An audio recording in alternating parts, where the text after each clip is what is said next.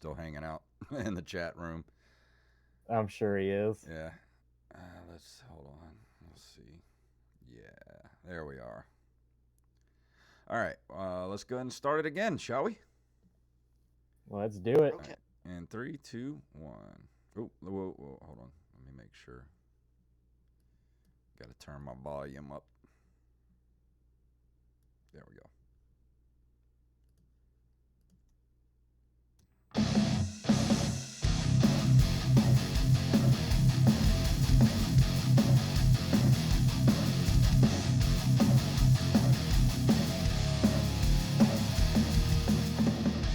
It is Thursday night, and it is the Open Micers podcast. My name is Jason Robbins, I'm Jacob Craig. and we have one of our very good friends and comedians here with us tonight, Mr. Jimmy James. How are you doing, sir?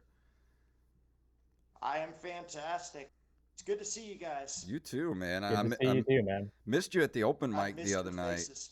I was hoping you'd be there. I had some family Yeah. check it out. Well, that's understandable.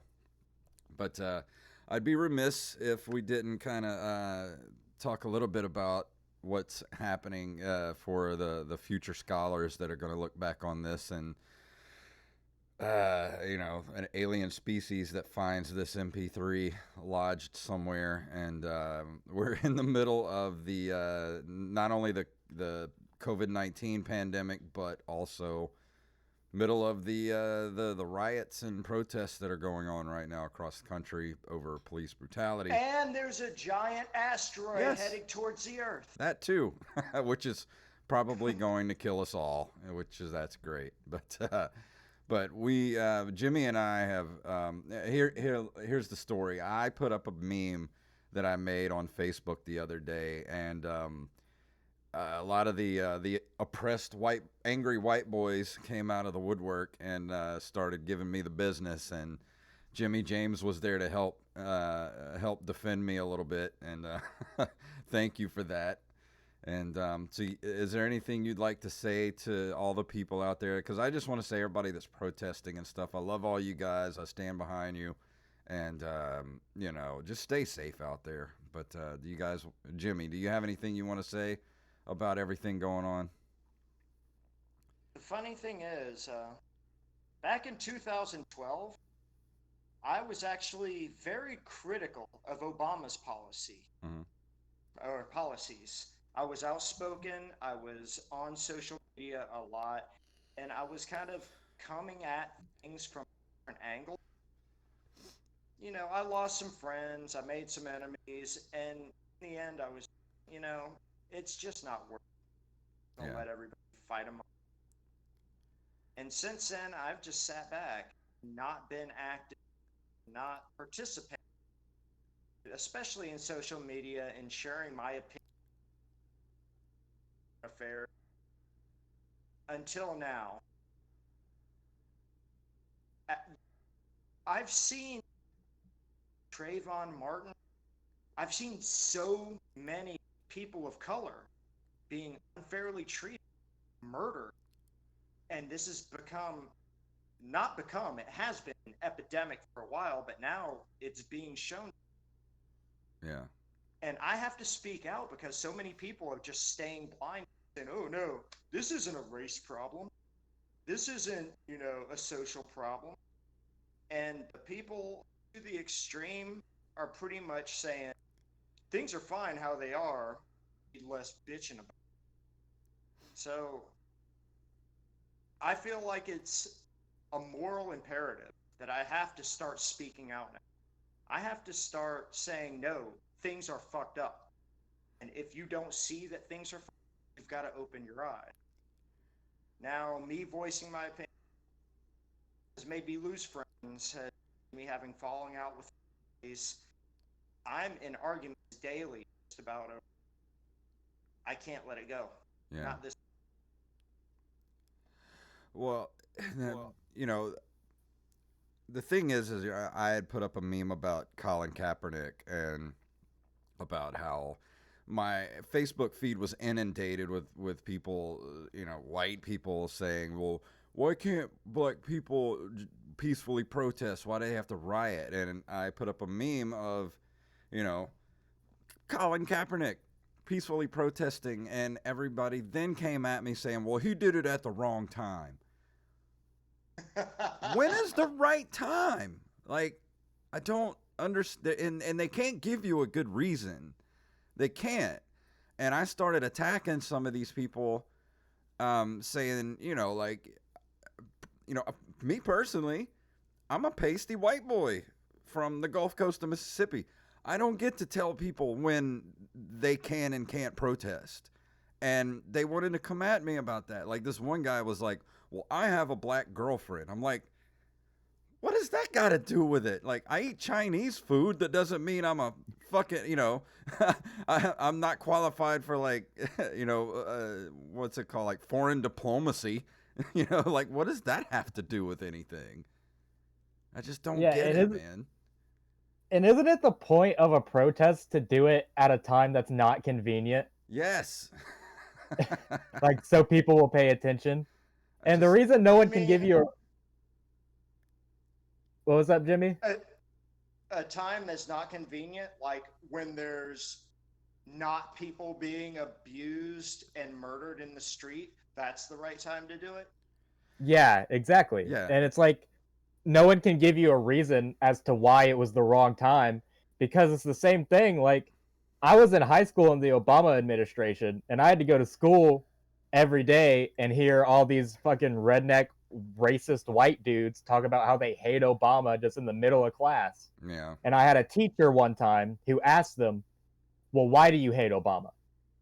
And they didn't have an answer. And he said, is it because he's black? And he said, no. And they said, well, then why do you hate him? And he couldn't have an answer. And it's because you hate him because he's black. And it's the same thing with the protests. Same exact thing. I don't know. It just seems racism just seems like it takes so much energy to Exactly. Like, I don't have that energy to waste on hating someone because of their skin color. I just don't have that in me. Never have. I mean, even when I was a kid, I went to a school north of Biloxi where they started integrating some of the kids from North Gulfport, which is a predominantly black community, into our school. And before this time, it was a predominantly white school. And, all these kids started coming into the school, and I made friends with a lot of them. One of my best friends in elementary school is a kid named Ray Carter, which I thought was cool because that was my grandpa's name. So one of my best friends was this little black kid named Ray Carter in elementary school. And I remember as a kid, saying one of your best friends is black? When I was a little kid, yeah. I mean, I have black friends now, but it's just weird because my point is, like, I'm not trying to throw my parents under the bus or anything, but I remember when I was a kid and I wanted to go spend the night, like have a sleepover with my friend Ray. And neither of our parents wanted us to do that, like wouldn't let us do that, my parents or his parents. And we didn't understand why at the time. And look back on it now, it's like, wow, it's, neither of our parents wanted us to, have a normal childhood type of thing, like to go have a sleepover. And that was such a foreign concept to me. I didn't realize it till I got older. And I'm like, man, and it's not because my parents were racist or anything. It was just, we live in Mississippi where, like, racism is just casual. Like, it's just, yeah. I don't think there's a lot of it. I don't think there's any kind of real hate behind it. I mean, there is, don't get me wrong, but I think a lot of it is just, like I said, it's just casual racism. And that's just not right. In the late 80s, when I was in junior high school, there were literal race riots. Black junior high kids by 10s and 20s fighting the white junior kids by 10s and 20s in the courtyard, just rushing at each other. And all the teachers running in and breaking. Yeah. One Coach Troney, was just grabbing people and yanking them up and chucking them on the ground. Get off of them, get off of them, get off of them. But it was an issue back then. it's been pretty well masked and watered down, but it hasn't gone away. Yeah. Well, I remember back when I was in high school in the mid '90s at D'Iberville High School, and there were problems between, the rednecks, which there were a lot of rednecks at the school. There were also a lot of black kids at the school, and they started to clash, and we had to have police presence at the school. We had to have police officers every single day in the hallways to make sure that people fights wouldn't break out. And I'm just like, man, like I don't even know what to say other than just like it's just dumb, it's stupid. Like, why are we? It's the 21st century. Why are we still dealing with this? And I don't understand it. I just don't. It's because of our parents and our grandparents. I Now, guess some so. of us learned to get away from it, like I did myself. But a lot of kids, they're just like, Grandpa says it's okay, Dad says it's okay, and I'm saying it's okay. Yeah. They don't think for themselves. Now, I know there's nothing funny about racism. Of course, we can talk about it a lot, Yeah. but I did have a very funny experience. Uh, I got into a huge argument with somebody back when I was in, and me and this guy, and he was a senior. He's getting in my face, I'm getting in his face, and I'm embarrassing him with his friends. I'm insulting, grading him. Couldn't figure out what slur to call him. So you fucking minority. Is that the best you could do? I've got man. ambiguously brown privilege. Yeah.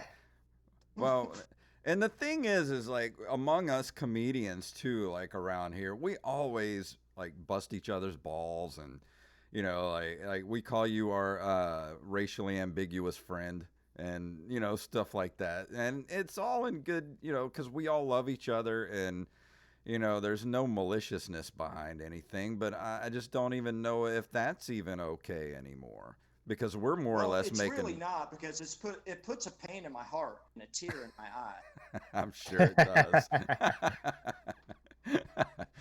Yeah, I um, don't know. I said this on a podcast that I guested on, well, the first podcast I ever guested on. It's because I say a lot of offensive things in my stand-up material, and I try to be across the board with it and offensive to everybody. But I find that if there's a comedian that is racist, why is he going to make a racist joke? mm, Does he want to include those people and make them laugh? Because that's why I make some racist jokes. yeah, Or because I mean, if you really hate somebody, then you're not gonna draw that attention to you and have fingers pointed at you like that. yeah. I don't know. I think there's a My fine. oldest sister, Oh, what's that, Jimmy? I was just saying, my oldest sister is one who will say to the day she, I'm, but her daughter, my niece, at Thanksgiving, she was trying to set something in the kitchen. Well, I just had to nigger her daughter. Mom, what are you saying? She's like, what? It's just a term. It doesn't mean anything. He changed that term to gook fixing it. Or how about a spick? Let's just take the hateful racial thing that you just said and racial hateful thing, so bins it out. Yeah, you kind of She cut up a hasn't little spoken bit during that. since. Yeah, all we heard was the slurs, Jimmy. Yeah, you cut up a little bit during that. But, As long as you got the important yeah. parts. But let's move on to some better subjects. Jimmy, you've had a pretty interesting career. Like you've been an actor, and you've also been in the military and things of that nature. But what brought you to comedy? um, the fact that I could never take things seriously, Yeah. like in general, throughout my whole life, I was supposed to be uber serious about. I just couldn't have ways to laugh at. And I always wanted to. Here in Ocean Springs, first attempt I got at it, and shit-faced one of the open nights, and that's back when Jacob Reynolds was hosting it. Yeah. I got up there, I just started telling stories, silly shit, and people were laughing, enjoying it. And I enjoyed the fact that they were laughing at things that that was come back in next week. And the next week came back and said some silly, and then Oh, we are I losing. started actually writing out material. Yeah, we're starting to lose you a little bit, man. Sorry about that. I don't mean to stop you in the middle. I just didn't know if like you were getting a bad Wi-Fi signal or something.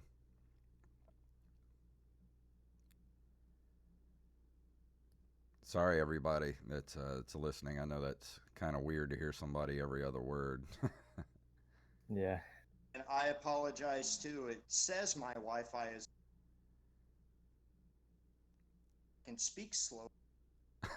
No, it's weird because it's like it's almost like you have the push to talk thing going on, or like it where it's supposed to pick up like I don't know. There's a setting in Discord that's under voice and video, and it's voice activity, and I think it's clipping you out for some reason, and it's not sounding good, and it sucks because I've been looking forward to this all damn day. Yeah. I have to. But yeah, we'll try to work See it. with it as best we can, and hopefully, Yeah. If anyone in the chat knows where that setting is, then feel free to let us know. hear the doggy good though. Oh yeah. I tell you what, I'm gonna go sit closer to the Wi-Fi source and see if that helps. You actually sound perfect right now. If you want to just keep walking in a circle.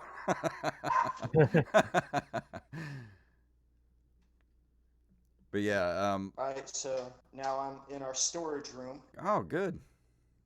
Oh, nice. Oh, fun. Well, let's start that story over again. So let's go back to the beginning of how you got into comedy. Well, I always have never taken anything seriously. When I moved back to Ocean Springs, I was at the Juke and I found open mic comedy. Mm-hmm. Back when Jacob Reynolds was hosting it. And I got shitty drunk and decided, hey, I'm gonna. That's usually a mistake. But in this case, maybe it's because I was drunk.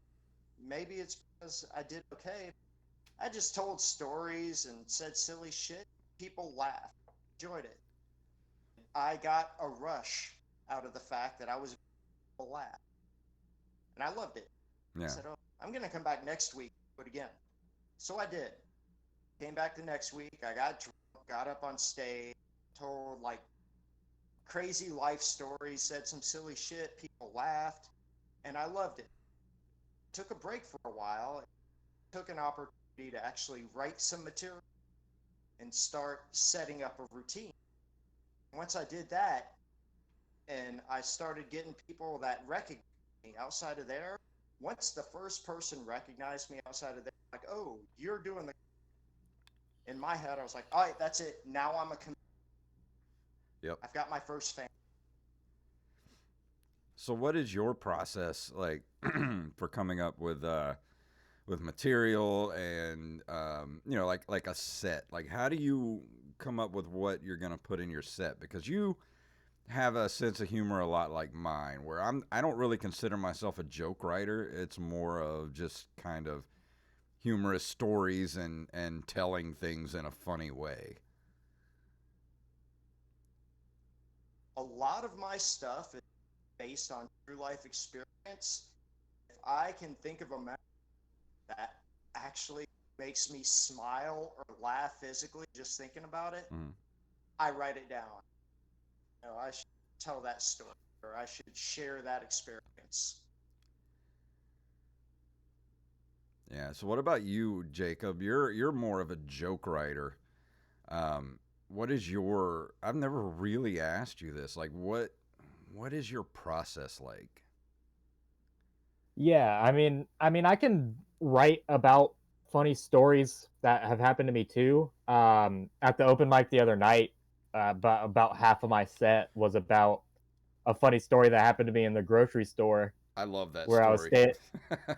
Yeah, I mean, I was staying with the buggy in front of the adult diapers, and then some lady came up behind me, and it was like being super rude, and I had to duck into another aisle so that she could buy some antifungal vaginal cream right in front of me.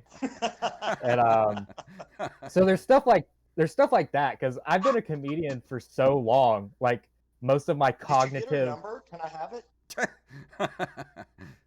No, I actually think it was your girlfriend, Jimmy, if I'm not mistaken. But It's you know, not. I've been a comedian for so long now. Like I've been writing jokes since I was 14. So most of my entire life has gone to that. So whenever something funny happens, I immediately turn it into a joke. And as far as ideas go, I take like the Joe Rogan method of doing it, because Joe Rogan takes an hour out of every day to sit in front of a computer and write jokes, whether they're garbage or not. He just writes them, and as long as you're writing something, you can delete it later. It Mhm. doesn't matter. So I go more into volume and editing and that kind of thing.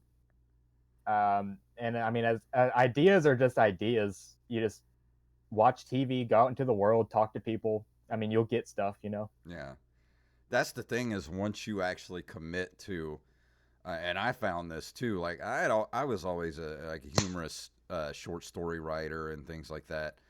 And until I started doing stand up, I it was like my entire mode of thinking like shifted, and it became more of I don't know how to describe it. It's like I became more aware of silly, stupid things happening around me.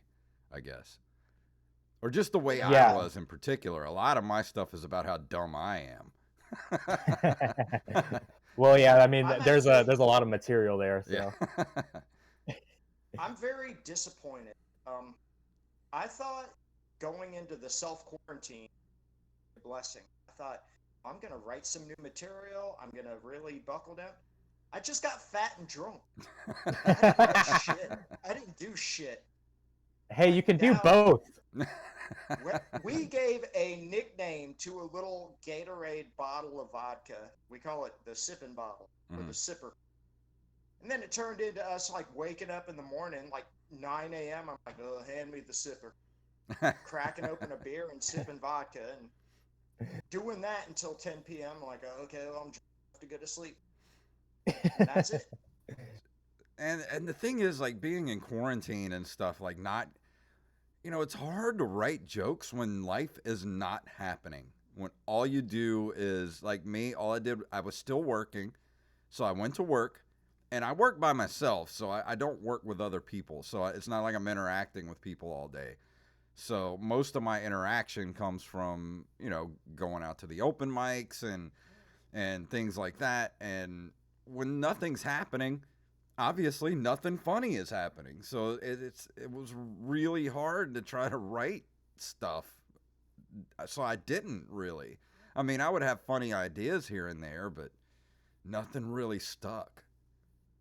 Yeah, I was very thankful to have like an entire backlog of ideas, because the note I have a note on my phone full of joke ideas that will be there when I'm dead. Yeah.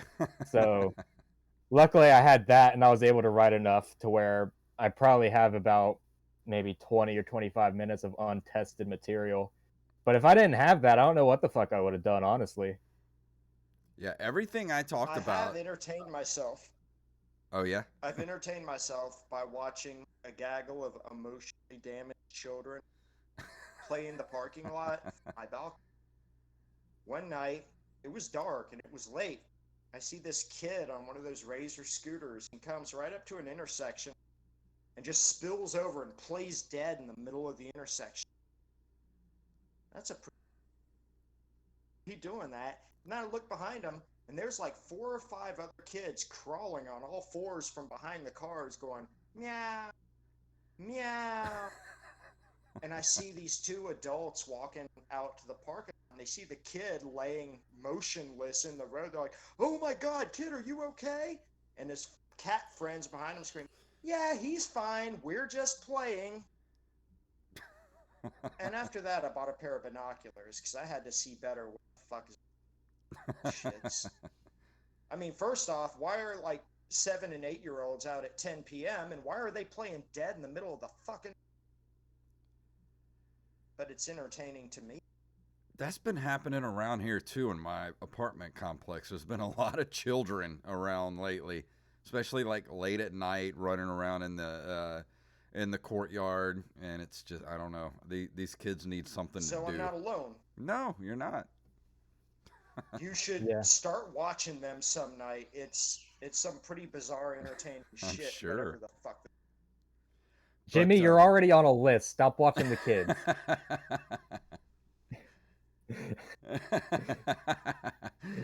So, one thing we like to do with our guests is we like to do a top 5 list, and Jimmy suggested that we do top 5. What was it again? What'd you call it? Puberty survival bands. Puberty survival bands. Yes. So we're I'm not quite sure exactly what that meant, so I looked back at the bands that kind of got me through that age from like 14 to 17, the bands that I listened That's to it. the most. So we'll Yep. go ahead and we'll start with you, Jimmy. What is your number 5? Think my number 5 would be the Descendants. Nice. So you were into the punk rock too back then. Yeah, big time. I mean, punk rock was the first music that really spoke to me. I remember Yeah. the first getting introduced to the Misfits. Yes. See, I was gonna put that And on I my was list, but I figured since I'm known as the Misfit shirt guy, I figured I'm gonna leave it off the list. Yeah, a little too stereotypical. Yeah. How about you, Jacob? Who's your number 5? Yeah, well, this is a very pro punk rock podcast. My number You 5 don't is have to Stone be punk Temple. rock. Oh no, I know, but I mean that's what you listen to. That's what I listen to. That's what Jason listens to. Oh, okay. But yeah, my number 5 is Stone Temple Pilots, who are more grunge. But I love Stone Temple Pilots because they just kind of everyone ridiculed them because they sounded like Pearl Jam and Audio Slave and Soundgarden and all these other people. But they really just took their songwriting and Scott Weiland's voice and just kind of combined it together into like making like a super grunge, like I don't know, just anomaly. As out of the entire grunge genre, I like them even better than Nirvana. Yeah, I think So that album, the Purple album, the second album they came out with, is fantastic. That album is so good, and really yeah, it's more of a southern. I don't know, kind of. It sounds like a southern rock almost album. It's weird. yeah. I mean, they changed so much. Like you listen to Purple and then you listen to Wicked Garden, Hmm. and then it just all completely changed. And I Yeah, think Wicked Garden was probably their peak. yeah. I enjoyed Stone Temple Pilots. I enjoyed Nirvana, but I was not into Pearl Jam. I was not into a lot of the Seattle grunge bands, but I was into those two. You know, I really didn't get into Pearl Jam until later. After probably 2003 or 4, because I listened to them, but I wasn't really into them, and then I really started to appreciate them, years later. But my number 5, and Jimmy, I think you're in the same boat as me. We're close to the same age, but I think every teenager in probably the 80s, late 80s, early to mid 90s had a Cure phase, and the Cure Oh, was like, I never outgrew it. yeah, I but still love the me Cure. too, but I mean that is the quintessential what you would call the puberty survival band is the Cure. Especially when you've got that roller coaster of emotions, you're always depressed and you're just like, I'm never gonna find love. Nobody loves me. It's like you just listen to the Cure all day long. And Skinny Bob, Fat Bob. I'll always love that big-haired lipstick. Mm-hmm. Yeah. But what about you? What's your number 4? Operation Ivy. Oh yeah. I was gonna say that too. I was listening to them today. That's such a good, like, I don't know, that seems like that was the one punk band that kind of kicked off the entire like 90s punk era was Operation Ivy.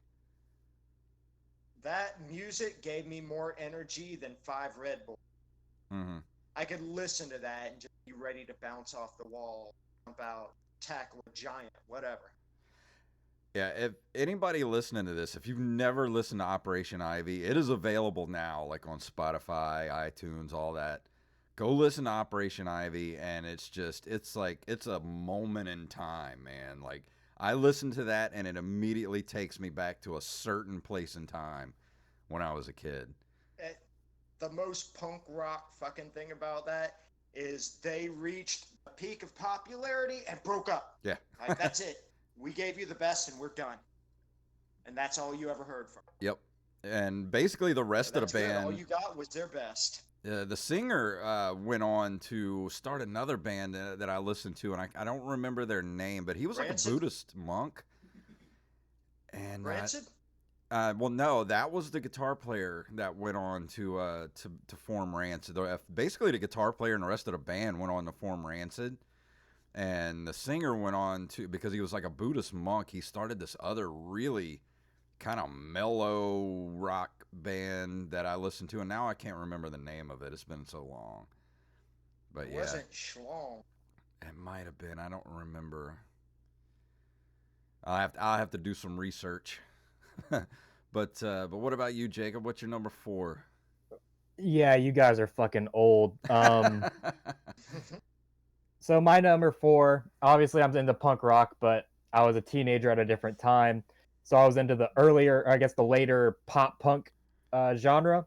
So my number 4 is Panic at the Disco. Oh yeah. And not not essential, not just because of their music. Their music is really good, but because they brought punk and the punk ideals and that sound into the mainstream more than I think anyone else has. Yeah. Because you turn on a pop station and you hear Panic at the Disco, but they're a punk band.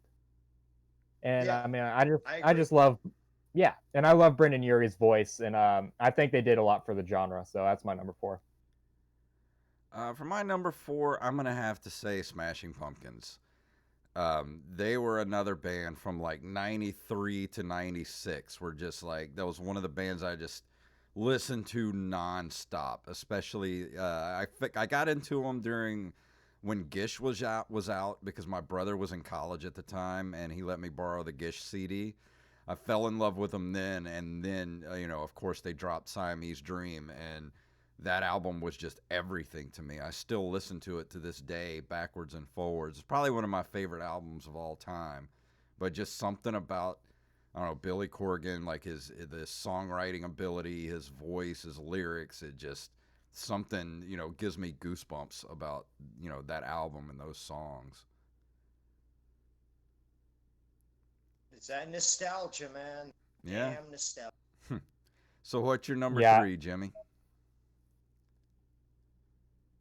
That my number 3, Yeah. Bad Religion. Oh yeah. See, I think Thank you, Macho Man Randy Savage. I think we pretty much just listened to all the same shit. is what it was. Yeah, Bad Bad Religion. Religion is what opened my mind to the social issues that were happening. I had no idea. I mean, I was a stranger to this shit. I was a kid.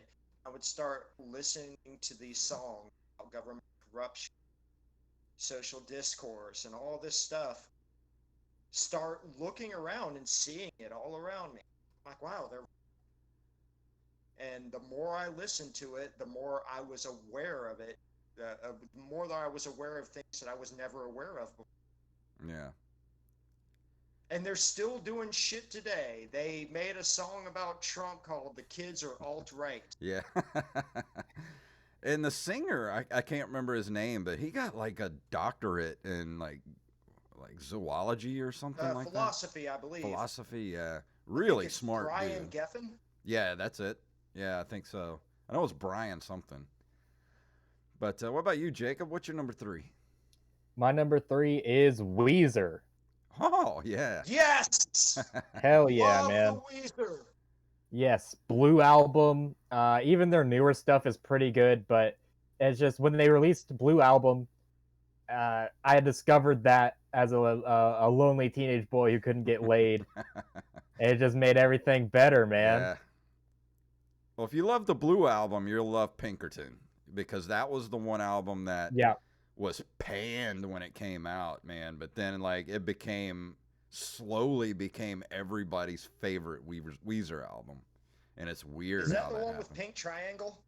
I think so. Yeah, it's got that, and El Scorcho was their one single Yeah. off of it. Yeah, yeah. such a good album. And I love their video with Weird Al. Yeah, Weezer's a great band, man, and they haven't changed either. They still look Oh, yeah. exactly like they did, 25 years ago. It's weird.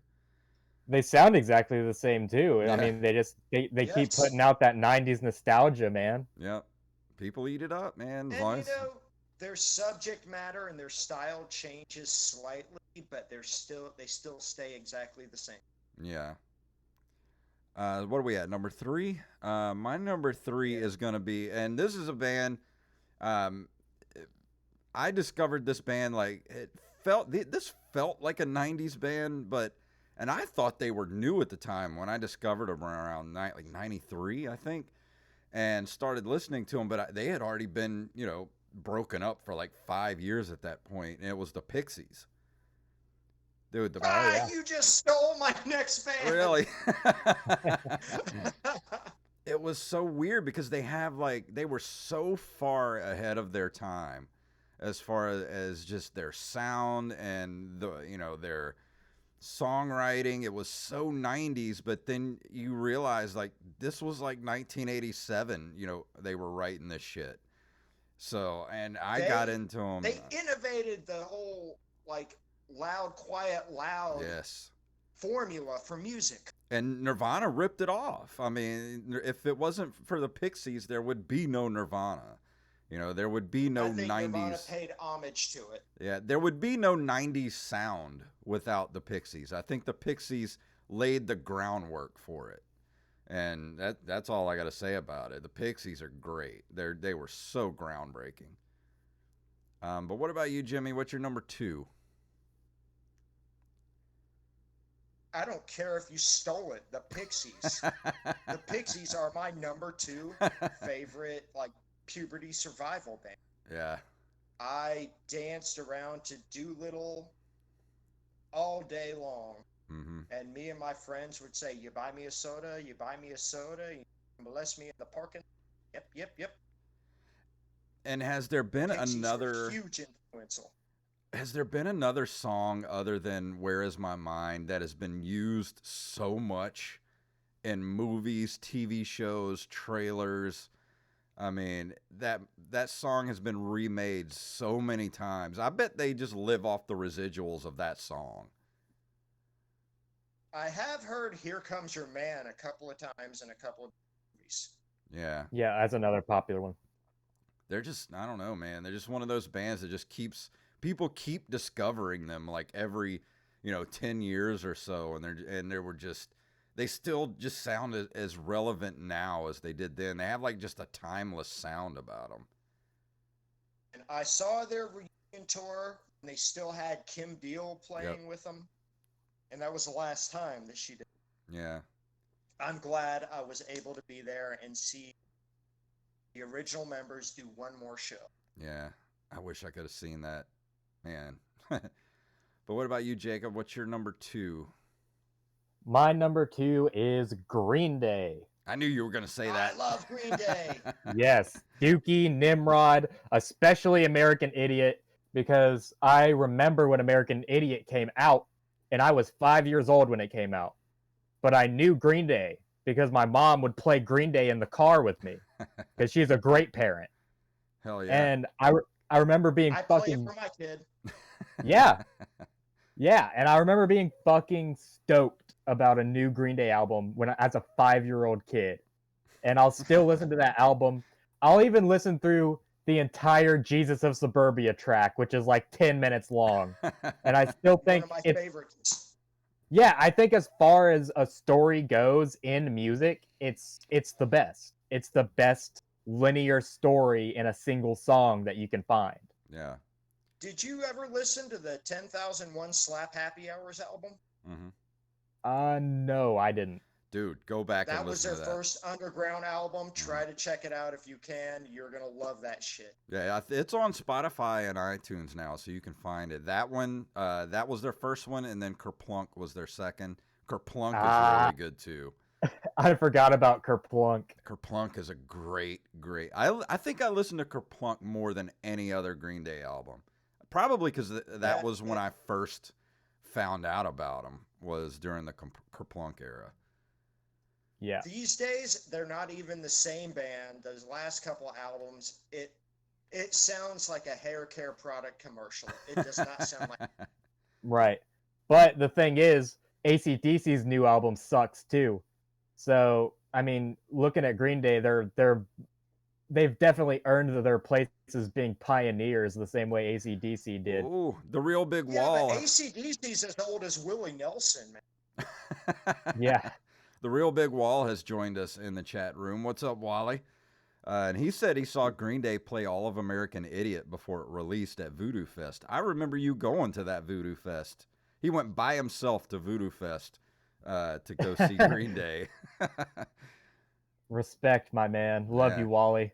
I remember how excited I was back in '94 to see them play Lollapalooza in New Orleans. I remember It's that. like, oh, I'm seeing Green Day play live. Yay. I wanted to go so bad, but I didn't have anybody that wanted to go with me. So I didn't get to go to that. If there was one concert I could go back and go to, it would be the 1994 Lollapalooza in New Orleans. Poor awkward child. I know. What do you guys think about the Hella Mega Tour? Are you guys gonna try to go see that? The Hello Mega Tour. I haven't heard of Yeah, this. dude. Green Day, Weezer, Fall Out Boy, the Hella Mega Tour. Wow. They haven't. Yeah, they were supposed to do it before the pandemic, and then all their dates went away, and now they're booking it again. They're gonna book more dates for it. Oh, that's cool. If it comes anywhere near here, I'll go.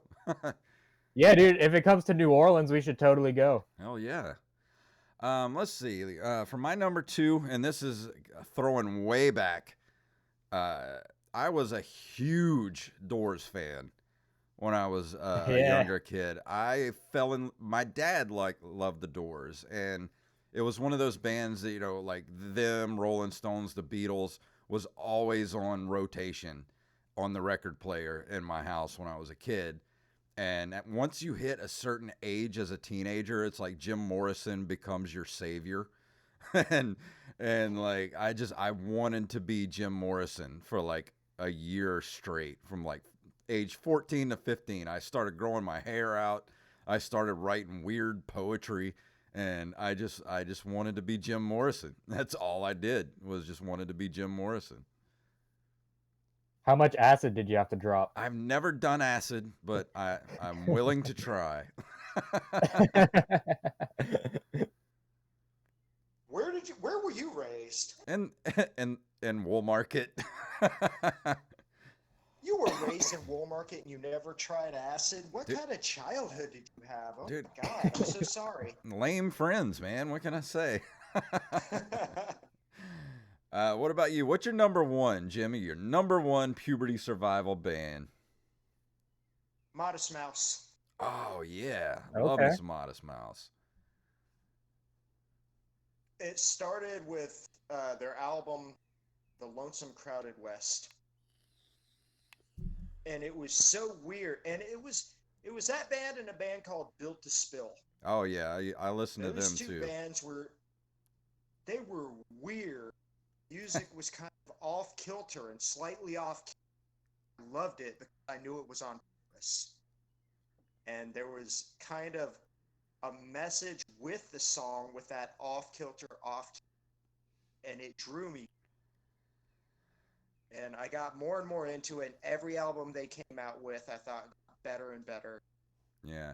I sunk to just those bands, but more Modest Mouse and Built to Spill, but not by much. I loved both of Yeah. Did you have any runners up that you were gonna put on the list but got edged out slightly?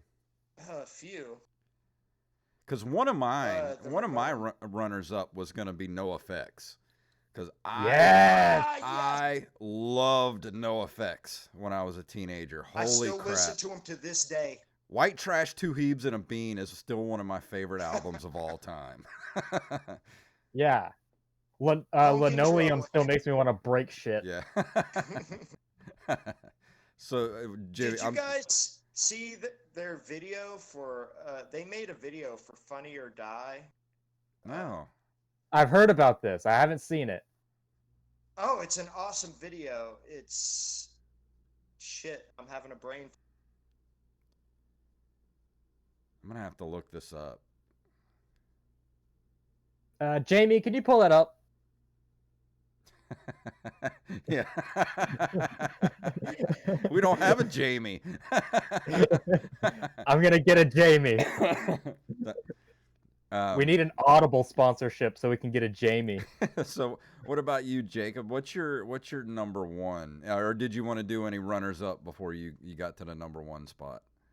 One runner-up that I completely spaced on as we were doing this is The Offspring.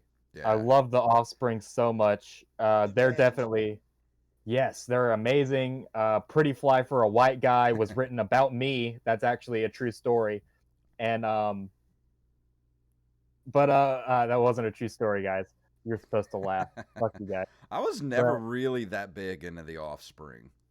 Really. Really? Yeah, I just never got into them all that much. That surprises me a lot. I really love their music, but my number one is Blink 182. I know their entire discography. I can sing every word. I know their entire history, their lineage. In school one time, I gave a report, an oral report on the history of Blink 182. That's awesome. That's a true I would story. have liked to have seen what happened with them if they kept their original. If their original drummer, if they kept their original drummer, they probably would have they would have gone nowhere. They would have just gone down the toilet. I mean, he was a drunk and a mediocre drummer. It was definitely Travis Barker joining the band that elevated them with Enema of the State. That's their hit album, the first one that had Travis Barker on it, and the first one that really captures their sound. Because even Damn It, which was their first hit, you hear that and it's like, cool, garage band. And then you hear Anthem, What's My Name Again, or What's My Age Again, sorry. All the Small Things, and you're like, yeah, that's the Blink-182 I know. Yeah. And Yeah. I could talk about them for hours and hours and hours. Yeah. Like I already said, one of my runners up was No Effects. The other runners up were like the Misfits, Danzig, bands like that. And I've always been a huge Van Halen fan too, but I don't really feel like they're a puberty survival band. They're more just like a party band. But my number one biggest, not only influence as far as like, puberty survival, but this person, I don't think there's been another person that has shaped me as a human, as a comedian, as a musician, as a writer, as Henry Rollins and the Rollins Band. And don't get me wrong, I love Black Flag, but I discovered Rollins when The End of Silence had come out. And I heard that first note of, low self-opinion and immediately fell in love with that band, fell in love with him as a person, as a writer, and then went down the rabbit hole. Like over the years, I started getting VHS tapes of like his spoken word, his comedy, like starting to read his writings and all that stuff. And just like the dude's just, I don't know. He's like one of the most prolific humans alive right now because he's not afraid of anything. Like he goes everywhere in the world where there, like whether it's a war zone or not, just to like get lost in a city and meet people and talk to people and then write about it and, do talking tours around the world and just, if you've never experienced anything of Henry Rollins, you're completely missing out. Like, I don't know, just the way I think about the world as far as like his take on like I'm interested to hear what he has to say about everything going on in the world right now. As far as like, I know what he thinks about like racism and homophobia and all that kind of stuff, and just how I think about the world was shaped by Henry Rollins. And I don't know if you guys really know much of his stuff, but he's my number one pick. Yeah. Yeah, I know a little bit about Henry Rollins and Black Flag. I think he would definitely agree with me about the sentiment of punching your local racist. Yeah. I think that's something Henry Rollins can definitely get behind. Yeah. I don't necessarily like his stand up, but if you look at it as not stand up, then I think it's great. I think it's awesome. I love hearing his stories. Yeah. Well, like I said, it's not really stand up. I loved him in Sons of Anarchy. He played the white supremacist gang. Yeah. Yeah. It was an awesome role. That's the thing, is like he looks like a white supremacist, but he's the exact opposite, And I don't know, it's just, I love that man, and I wish I had the bravery that he has to just like put a map of the world up, throw a dart, and just go there. Pack like no luggage, just a backpack and a cell phone and a notepad, and that's what he does. He's an adventurer, and that's where my heart is. Yeah, that's I wish I had the money to do that. Yeah, no shit. I had a friend in LA that did that. He's actually had a couple of published books, traveling books. Mm-hmm. He's an Israeli dude named Baruch. He's traveled around the world and just pretty much did it like that. Whatever was on his back, whatever money he had, and went and made it and just wrote about his adventure. Now, he's also a big misogynist and a sexist. Oh, that sucks. And I introduced him to a friend and his wife. I'm like, hey, this is my friend Baruch. They found out he was an author. They're like, oh, hey, what are you writing about? What's your subject matter? Well, I'm pretty much writing about traveling around the world, going to all these, meeting girls and fucking them. Pretty much fucking girls in every country I go to. Jesus. It's nonfiction. Wow. Look, how do misogynists get so much pussy? That's the opposite of what's supposed to happen. For God's sake. Rampage in the chat room says that he's only ever been to a Garth Brooks concert, not counting going to a rodeo or strawberry festival, and sometimes a band would be there for a few songs. Like, dude, you need to hit some concerts, man. Dude, I can't even like, I don't even know how many concerts, and not just concerts, but just shows. Who are they referring to, me or Jacob? Jacob's been to a couple strawberry festivals. No, it's oh, I'm sure Jacob has. But he needs to. Yeah, buddy. Rampage, you got to get on that, man. Go to some concerts, buddy. Concerts are fun, especially festivals. But all Go right. meet a stranger. Yeah, and fuck exactly. Her and get treated for an STD. Write a book about it. Oh man, but we're coming up to the end of the episode. Jimmy, thank you for coming on the show tonight. I've been looking so forward to this. Thank you so much for inviting me. It's been so great. I hope to be able to do it again soon. And I want to thank you for having my back on Facebook too, from the angry white boys that are taking me to task. Fuck your back. I got your front. Well, thank you, man. And Jacob, Jimmy, do you want to tell people where they can find you on the interwebs? Well, if you look at Facebook, Jimmy James, and you'll see we have some friends in common. Mm-hmm. But other than that, I I do apologize. I don't Twitter. I don't TikTok. I don't do all the other shit. Well, And with Facebook, I'm just recently getting back into that shit. But if you really want to see me, come out to an open mic comedy night over Yes. at the Juke Joint. Or Jacob, are you going to be doing it back at the Love Shack again? You know, I messaged them right before this podcast. They saw the message, and I haven't heard back. Ooh, So that's not. it's up in the air right now. I'm sure they'd want us Now- back. I mean, it was always packed every time we did it. So, I mean, I don't know. Yeah, Yeah. they saw the numbers that they were making. I mean, it doesn't make any sense to not do it. Yeah. So, what about you, Jacob? Well, if anybody is looking for a place to start another night in Biloxi, I know the Mermaid Lounge is very starting to. That would actually be a pretty good place to do it now that the Kraken's not there. Because me and Jacob actually did comedy. Our first night ever doing comedy together. We didn't even know each other at the time. We did our first open mic sets when it was Zeppelin's back in 2016. Was it 16 yeah, or when 17? Joey worked there. It was 17. Yeah, 2017. And I didn't even know that was you until years later. Yep. But Yeah, it's crazy how life has a way like that. what about you, Jacob? Where can everybody find you on the internet? You can follow me, Jacob Craig Comedy, on Facebook and Jacob Craig Comedy on YouTube. I'm gonna start getting into making some funny YouTube videos again.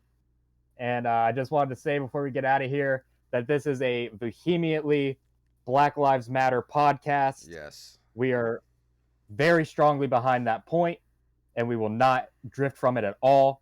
And if you're a Black artist that wants to come on here and use our platform for you, Yes. then please reach out to us and we'll get you on the podcast. Absolutely. We love and support the movement for Black Lives Matter. Please come. Let us show you love. Yes. And as far as this podcast, we will be launching a Patreon soon, so you guys can support the show. And coming up next week, let's give him a little taste, Jacob, of who's coming up next week. I'll just say he's not even supposed to be here today. No. Yes, sir. We'll be And- making that announcement soon on Yes. Facebook. We're going to play a little game so that if you win our little game, you'll get to hear your name on the next episode of the podcast. So look out on the Open Micers Facebook page for that. Yeah, so go to Now, is this person an actor or a writer-director? he is an actor and he is also a stand-up comedian.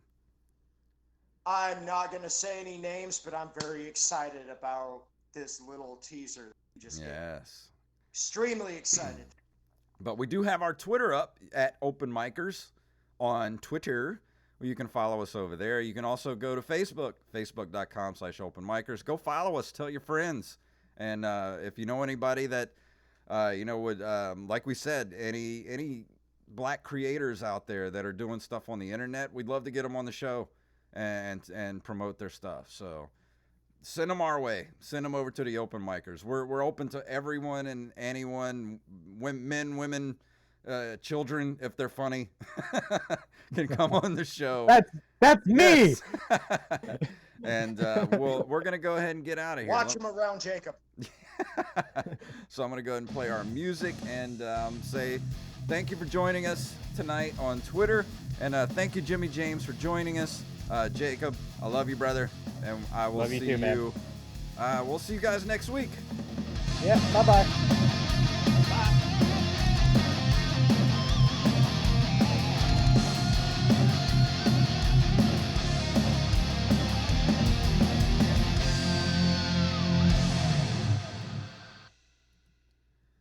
That was fun.